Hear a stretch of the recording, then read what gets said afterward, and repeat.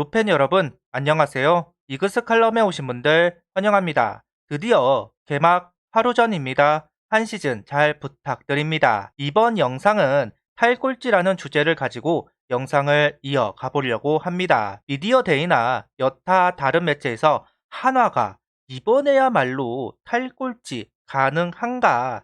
유튜브에서도 같은 주제로 영상을 올리시는 것을 보았습니다. 저도 나름대로 내용을 구성해 보았습니다. 암울한 22시즌이 지나고 한 단계의 도약을 위해 최선의 노력을 다한 한화 선수들, 뜻한 바 이루는 23시즌이 되기를 바래 봅니다. 영상 시작하죠. 지난달 피묻히기 영상에서 23시즌 순위를 예상해 보았습니다. 당시 한화를 최대 7위라고 이야기했는데요. 시범 경기 치르고 난 지금은 7위 충분히 가능하다. 운이 따르면 7위가 아니라 실력적으로 가능한 7위. 부상만 없다면, 변수만 생기지 않는다면 가능성 있다고 생각합니다. 물론 그러기 위해서는 풀어야 하는 숙제들이 많은 것은 사실입니다. 불펜, 포수를 제외하고는 아직은 물음표이다. 느낌표가 된 것은 아무것도 없습니다. 그렇기 때문에 많은 전문가, 기자들이 한화를 꼴찌 후보에서 제외하고 있지는 않습니다. 미디어 데이에 참석한 정우란, 최은성 선수도 팩트다 인정을 할 정도이니 말 다한 셈이죠. 그래도 다행인 건 작년과 비교해서 탈꼴찌를 할 것이다 예측을 하시는 분들도 많아졌다는 부분입니다. 이번에 야구부장님은 한화를 9위로 보셨더군요.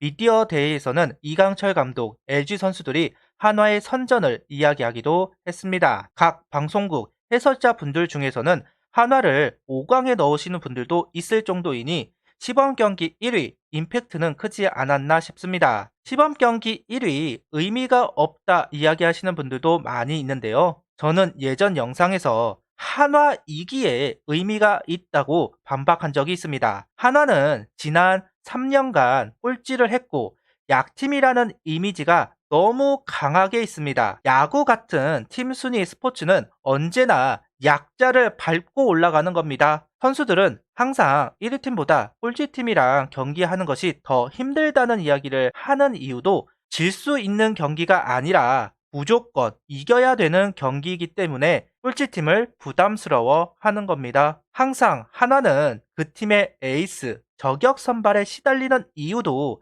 한화가 약하기 때문인데요. 시범 경기 1위는 이제 만만하지 않다라는 것을 보여주는 지표이기 때문에 분명 의미가 있다고 생각을 합니다. 특히나 한화 불펜진의 선전, 이전 영상에서 말한 바가 있는데요. 제로맨이 4선수가 있고 1점대 불펜이 3선수, 2점대 불펜이 3선수가 있습니다. 다른 포지션은 몰라도 타팀은 한화 불펜진에 대해서는 경계심을 둘 수밖에 없을 겁니다. 뒤로 갈수록 점수를 얻기 힘들다. 그럼 선발을 무너뜨려야 한다. 그만큼 선발 투수가 있을 때 공격적으로 나서게 될 겁니다. 슬기롭게 이용한다면 이득을 취할 수도 있을 겁니다. 심리적으로도 오해가 되면 불안해지기 시작할 텐데요. 이기고 있어도 불안할 것이고 지고 있다면 쫓기는 기분이 들 겁니다. 저는 항상 한화의 타선은 뒷심이 강한 타선이라고 이야기했습니다. 그것이 한화의 색깔이라고 이야기했는데요. 이번 시범 경기만 봐도 6회, 7회, 8회 점수를 얻어내는 경우가 많이 있었습니다. 그리고 역전승, 끝내기, 한화가 성적을 내기 위해서는 이 두 가지가 많아야 합니다. 작년 1점차 패배가 많았다. 그중 절반만 잡았어도 가을 야구 도전을 했을 것이다. 손혁 단장의 이야기입니다. 그 1점을 내기 위해서 최은성 선수, 오선지 선수, 이명기 선수를 영입했습니다. 비약적으로 타선의 힘을 끌어올릴 것이다 이야기할 수는 없습니다. 다만 말로 상황에서 점수를 낼 수 있다면 성공이라고 보고 있는데요. 작년 유독 만루가 되면 작아지는 한화 타자들입니다. 아무리 상대 투수가 와인드업을 할 수 있는 만루이지만 희생플라이 하나 안 나오고 무득으로 끝나는 경우 너무 많았습니다. 리그 상위권의 타선 바라지도 않습니다. 기회가 만들어졌을 때 결실을 따먹는 타선이 되기를 바랄 뿐입니다. 미디어 데이에서 최응성 선수가 점수를 내고 추가점을 내는 부분이 고무적이었다 이야기를 했습니다. 이번 시범 경기 1위를 한 여러 요인 중 하나가 최은성 선수가 이야기한 점수를 내고 추가점까지 낸 부분은 분명 칭찬받아야 합니다. 22시즌에는 전혀 보여주지 못했던 부분이니까요. 분명 시범 경기 1위를 하면서 긍정적이었던 요소들은 많았습니다. 하지만 전문가들의 마음을 돌리지 못한 건 역시나 중요 포지션의 주인들이 불안하거나 정해지지 않아서라고 할 수 있을 것 같은데요. 일단 선발진의 우려는 모두 지워지지 않았습니다. 스미스 선수는 부상 이력과 불펜으로 뛰었기 때문에 투구 체력이 얼마만큼 채워져 있는가, 김민우, 장민재 선수 페이스가 더딘 부분도 걱정거리 중 하나입니다. 문동주 선수가 계산이 되는 선수라고 말하기에는 부족함이 있습니다. 키움전에만 안 나서면 되는 페냐를 제외한다면 분명 선발진은 우려스러운 부분 많다고 생각합니다. 더군다나 수베로 감독은 한 번 정한 것을 바꾸는 감독이 아닙니다. 바꾸면 선수들이 혼란스러워 한다는 이유로 끝까지 밀고 나가는 성향의 감독인데요. 그나마 백업은 변화를 주는 편이지만 주전으로 정해진 선수는 아무리 안 좋아도 경기를 소화하는 모습을 많이 볼 수 있었습니다. 부상만 없다면 예고된 5명의 선발 선수들 변화는 없을 겁니다. 다행히 문제없이 4월을 보낸다면 큰 상관은 없겠지만 부진할 때 수베로 감독이 어떤 선택을 할지도 지켜봐야 하는 포인트라고 생각합니다.